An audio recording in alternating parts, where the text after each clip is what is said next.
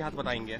अगर हम उत्तर प्रदेश का पिछले 8 सालों में विकास देखेंगे तो हमें समझ जाएंगे कि आज प्रदेश की क्या हालत है। आज जो बेटियों का और बहनों का जो हाल है, जो लगातार उत्पीड़न के मामले, बलात्कार के मामले सामने आ रहे हैं और सरकार और पूरा प्रशासन केवल मूर्ख दर्शक बनके रहा है और ना कोई एक्शन लिया जा रहा है, ना कोई इस तरह की कार्रवाई की जा रही है और ना ही किसी तरह की प्लानिंग की जा रही है जिससे कि जो आज के हालात हैं उनको सुधार किया जाए। तो कहीं ना कहीं ये पुरानी बातों को खोद कर निकालना, गड़े मुर्दे उखाड़ना इन भारतीय जनता पार्टियों की अब नियत और नीति बन चुकी है। और जो मुद्दे हैं, जो देश के हमारे मुद्दे हैं, जहां बेरोजगारी का मुद्दा आज परम बहुत इम्पोर्टेंट है, बहुत महत्वपूर्ण है, जहां महंगाई का मुद्दा है, जहां एजुकेशन फैसिलिटीज का मुद्दा है, जहां लगातार एजुकेशन की जो फीस है वो महंगी होती जा रही है। तो इस तरह कई मुद्दे हैं जिनको भटकाने से और कहीं ना कहीं जहां देश हमारा पिछड़ रहा है, उत्तर प्रदेश के पिछड़ने से देश पिछड़ता है, सबको बात पता है। तो कहीं ना कहीं ध्यान भटकाने की नीयत को छुपाने के लिए ये इस तरह के भाषण करते हैं। लेकिन उनका ये भी कहना है कि जिस तरीके से जो उत्तर प्रदेश के हालात है, मुसलमान यहाँ सबसे ज्यादा सुरक्षित हैं। वो तो ये कह रहे हैं कि लोग अफवाह फैलाते हैं, लेकिन यहाँ दंगा नहीं हुआ 2017 के बाद से।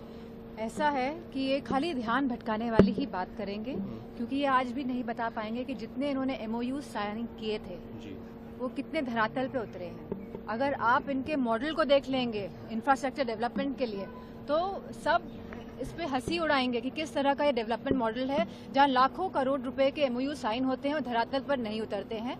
और ये खाली अब मैनेजमेंट और मीडिया के माध्यम से अपनी छवि को सुधारना चाहते हैं। संभल की हाथ बताएंगे।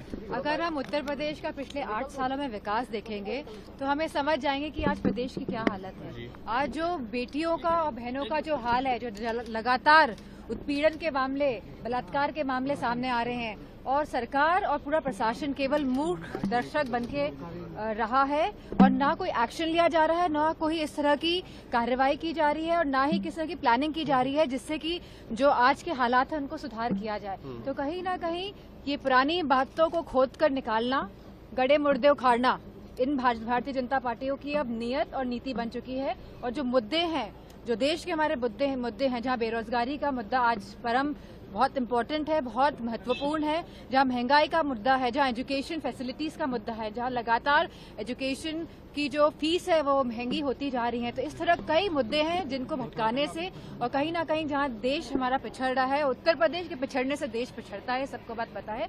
तो कहीं ना कहीं ध्यान भटकाने की नीयत को छुपाने के लिए ये इस तरह के भाषण करते हैं। लेकिन उनका ये भी कहना है कि जिस तरीके से जो उत्तर प्रदेश के हालात है, मुसलमान यहाँ सबसे ज्यादा सुरक्षित हैं। वो तो ये कह रहे हैं कि लोग अफवाह फैलाते हैं, लेकिन यहाँ दंगा नहीं हुआ 2017 के बाद से।